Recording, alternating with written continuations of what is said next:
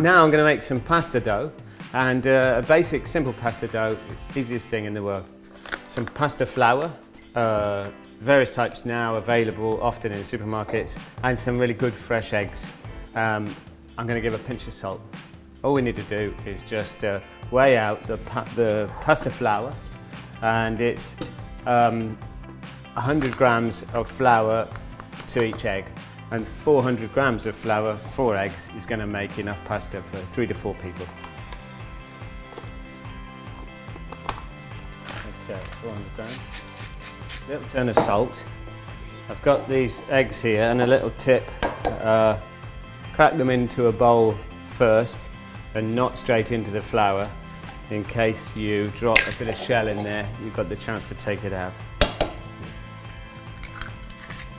There we go.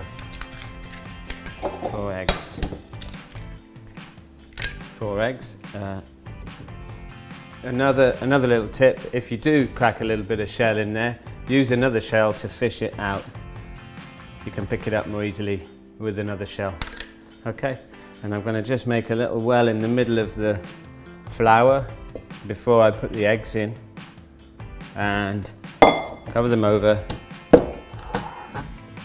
and just start mixing in the flour. You can do this in a well in the table, but in a bowl I find it's a little bit less messy to start the process.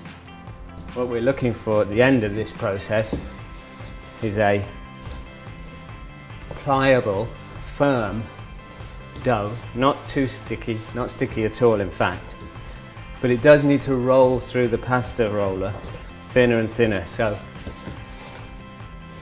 consistency is quite important.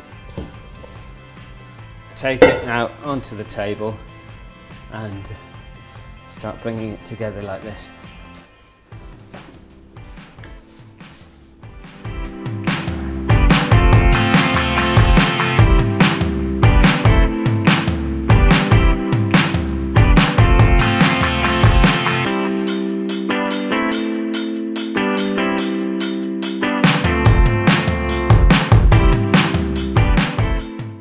As you can see, the dough's coming together now, and obviously the size of eggs varies. These are kind of medium-sized eggs, but they do vary. They're from our hens, so I reckon that I'm going to need a little bit more.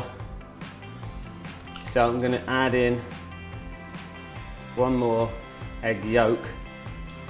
You can make pasta only with egg yolks, and it becomes richer and yellower. But I need a little bit more to help me finish this dough. Okay, so now I'm going to just set up this pasta machine.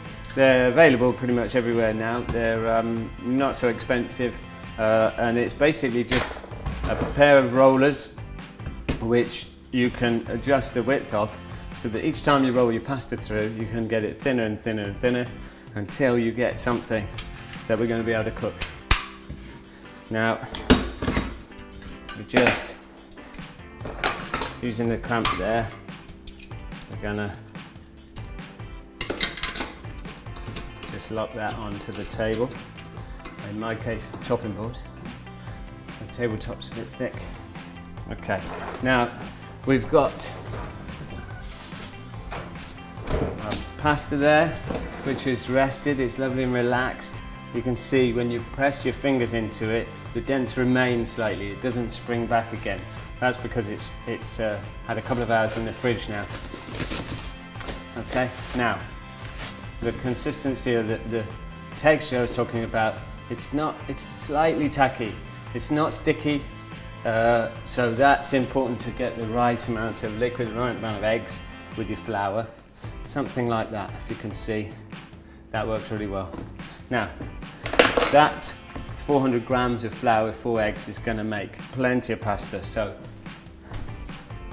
I'm going to cut it down into manageable pieces. Now, to roll through the pasta machine, we want to start off with a rectangular shape if we can, so that once it's been rolled, it'll still keep that shape, and then we're ready to cut it. So I'm going to cut this into 6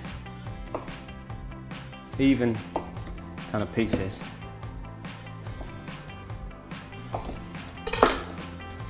There we go. There they are. and also set it on the largest setting. We're going to use a little bit of semolina just to help it not to stick either to the machine, my hands, or the work surface. And just make sure the rollers are ready to go. I'm just going to help the first roll by squeezing the pasta out a little bit like that, and just goes through. The pasta machine set on the largest setting, and the pasta is just going to come through like that. Okay, easy as that. So, not a bad shape. I'm going to carry on rolling that. Okay, again, another notch.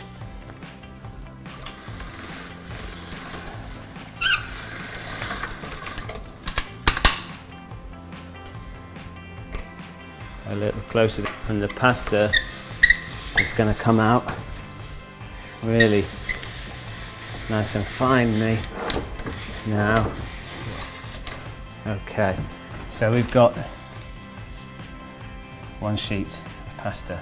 Now, a little semolina on the table and on the pasta to stop it sticking, and then we're going to just carry on going. Okay, so great. Once we've rolled our pasta, can just make sure there's a little bit of semolina on it.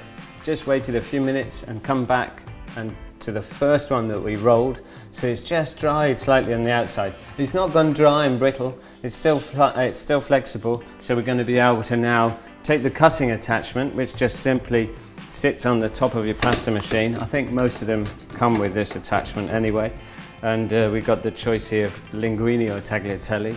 I'm going to make linguine today. And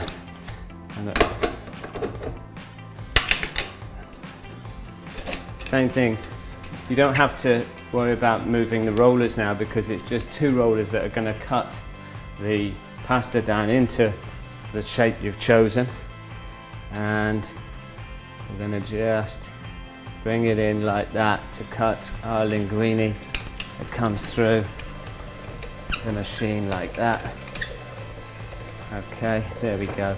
And just now it's cut the linguine, I'm going to give it a little more semolina in between so that the cuts don't stick back together again, and we get a nice portion of linguine there.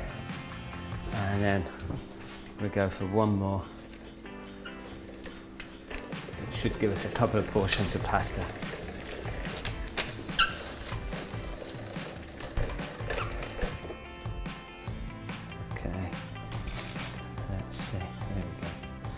So there's our linguine. Now behind me already I've got on plenty of boiling water. Just turn it up. To cook your pasta, it wants to be plenty of water at a rolling boil with a good amount of salt, plenty of salt. So it gets a really good flavour. And this pasta here, fresh egg pasta just made, is only going to take a couple of minutes to cook. Almost when it comes back to the boil, it's going to be ready. We want to keep it al dente, the Italians say, which means there's still a bite in the pasta. Now, we've got the semolina on there already. Pasta's going into the water, like that. I've got a little pasta spoon there to help me keep it separated.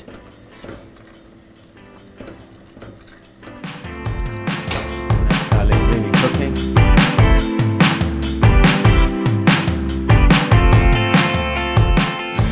Within a couple of minutes, the pasta's come back to the boil, and that's ready to be taken off. I can see that's ready to go. So I'm going to just take it straight to the colander, then back into the warm pan, and to stop that sticking, I'm going to give it a drizzle of this great nutty rapeseed oil. Look at the colour of that. That's lovely. And then into this pan, you can see, I'm going to give it plenty of our wild garlic pesto and just mix it in while it's nice and fresh and warm.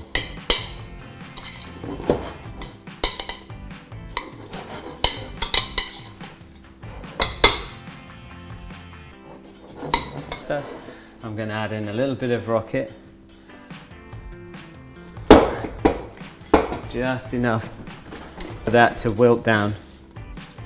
And then serve the pasta. Okay.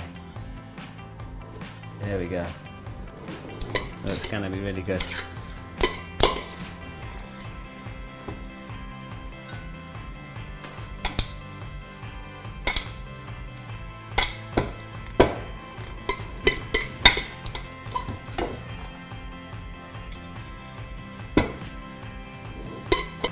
And just to finish, a few shavings of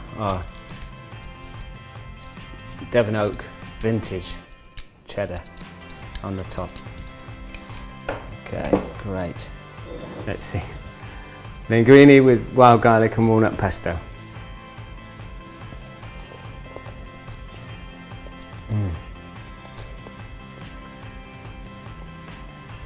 Delicious.